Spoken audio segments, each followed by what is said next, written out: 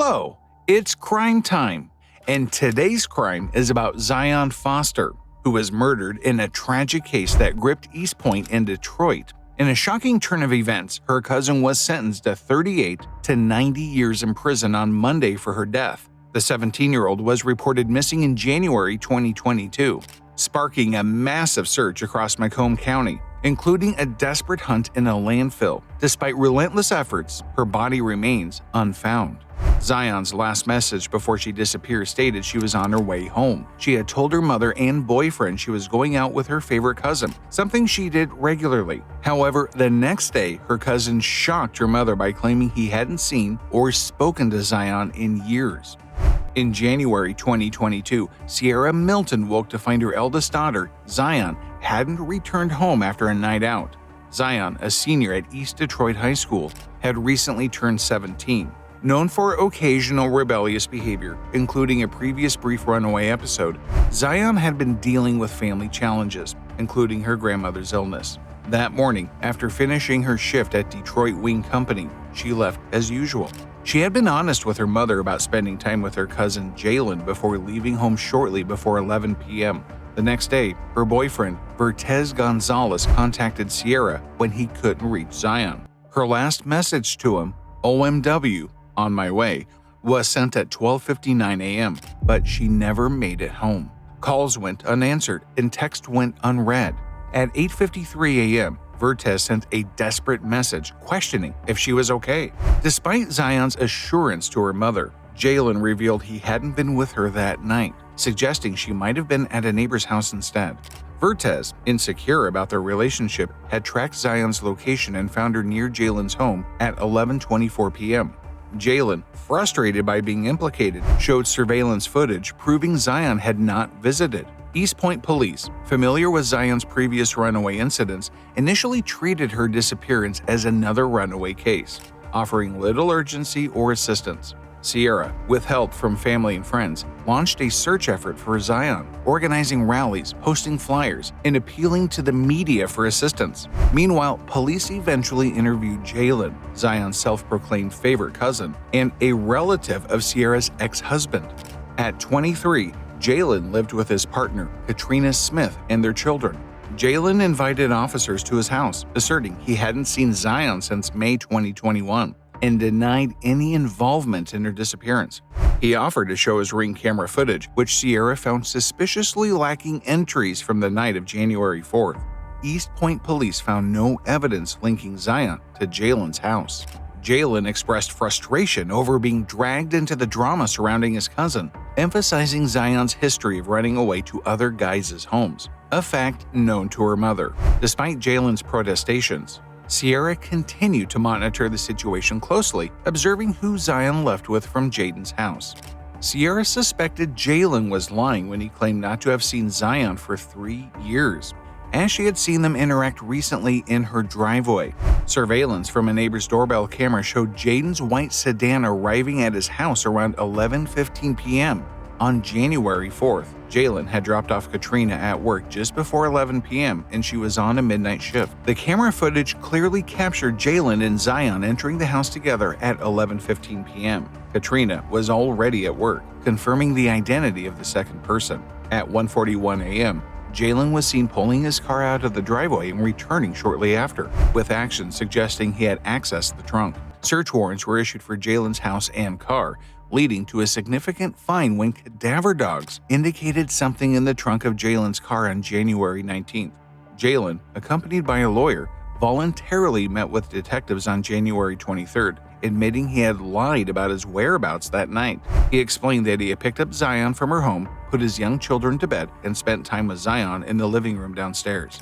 Zion had recently told her mother their relationship was improving, and she excitedly talked about her boyfriend, prom, and plans for an apartment. Jalen admitted they smoked marijuana, which made Zion sleepy. He noticed her nodding off upright on the couch and left briefly to get a drink. When he returned, Zion appeared to be asleep, but her pulse became faint and then stopped. Panicking and fearing blame, Jalen placed her in his car's trunk, later disposing of her in a trash can. Detectives questioned Jalen's knowledge of Zion's death, as he claimed she stopped breathing suddenly while resting on his couch. He described attempting to revive her unsuccessfully and became increasingly frantic, unsure if she was alive or dead. Jalen led detectives to dumpsters in Highland Park, where he claimed to have disposed of Zion's body weeks earlier. He initially stated she had died suddenly at his home around 1 a.m., coinciding with her phone going offline at 1:15 a.m. He admitted to conducting a factory reset on his phone shortly after her death, but denied deleting any data related to the incident. During a follow-up interview, Jalen changed his story, suggesting they had taken acid that night, insinuating it might have caused her death. Detectives pressed for clarity, suggesting he might have lost control due to the drug's effects, but Jalen denied any moment of confusion or intent to harm Zion. Despite insufficient evidence for a murder charge, Jalen found himself behind bars, initially arrested for lying to police about Zion's whereabouts and their last interactions. In a later audio-recorded interview, Jalen backtracked on his initial claim of taking acid with Zion, admitting he had fabricated details under police pressure. The search for Zion's body involved a painstaking process of tracking garbage trucks to Highland Park landfills. Volunteers donned hazmat suits, combing through layers of refuse in a bid to uncover any trace of the missing teenager. Initially slated for 2 weeks, the exhaustive search aimed to provide closure and justice for Zion's grieving family. Meanwhile, the Detroit Police Department, alongside FBI assistants, pressed forward in their quest for a murder warrant. During his sentencing, Jalen recounted a panic-stricken moment when Zion unexpectedly passed away at his home, leading him to make a grave decision out of fear. Expressing remorse, he acknowledged his regret in not seeking help instead of disposing of her body. Ultimately, Jalen received a 23-month prison sentence. While incarcerated, Jalen's monitored phone calls revealed attempts to maintain privacy by using other inmates as calling codes. Additionally, he was caught with a contraband cell phone, engaging in numerous exchanges with his girlfriend Katrina. In these conversations, he anxiously sought updates on the landfill search, desperate for any news regarding Zion's discovery. Despite Jalen's expressed concerns over finding Zion, which could potentially exonerate him if she had died from a nonviolent cause as he claimed, he repeatedly expressed relief at the lack of major developments in the search. After serving just 9 months in prison and participating in a 90-day boot camp program, Jalen was granted early release. Nearly a year passed with no sign of Zion and no murder indictment. Jalen returned home, but his freedom was short-lived. In June 2023, after a year and a half of investigations, the Detroit Police Department obtained a warrant for his arrest.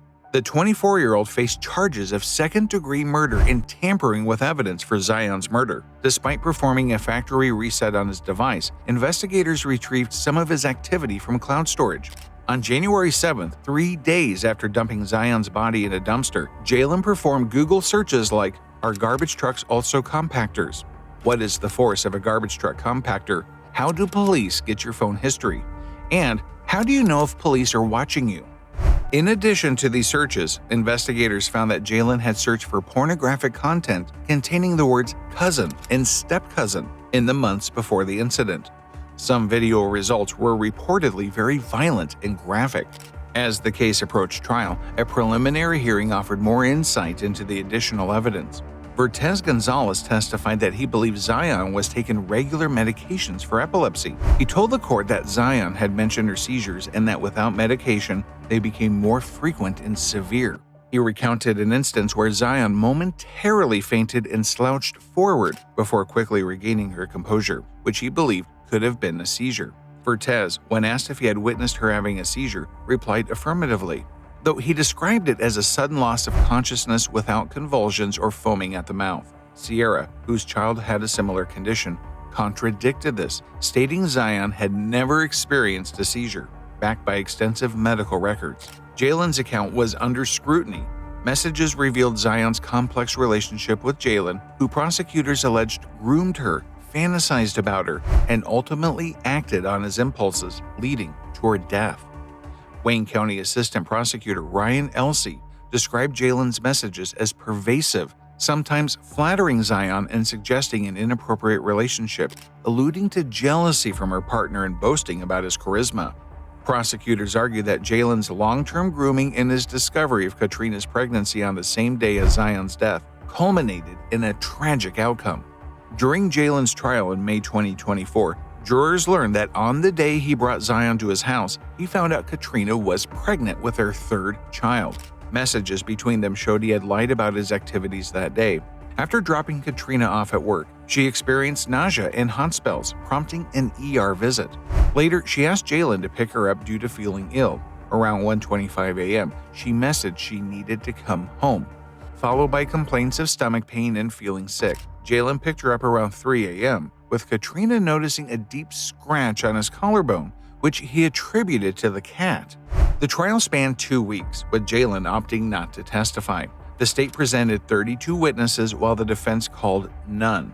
The case against Jalen relied on circumstantial evidence but was compelling. The forensic review of Zion's medical history suggested asthma as a possible cause of death, though this conflicted with Jalen's description. Elsie, the prosecutor, reiterated Zion had told him about her seizures but acknowledged she had a reputation for storytelling. On January 4, 2022, Jalen brought Zion to his house behind his pregnant girlfriend's back. That night, Zion left in the trunk of Jalen's car with a mysterious collarbone injury. Jalen claimed she had died from a seizure, but the prosecution argued he killed her, dismissing his marijuana fears as trivial. The jury swiftly found Jalen guilty of second-degree murder and evidence tampering after 30 minutes of deliberation. At sentencing, Jalen maintained innocence, but Judge Donald Knapp criticized his lack of remorse and sentenced him to 30 to 90 years for murder and 5 to 10 years for tampering consecutively. Despite Zion's body never being found, her family found solace in the verdict, expressing relief and satisfaction with the justice served. If you enjoyed the video, you might want to check out this one.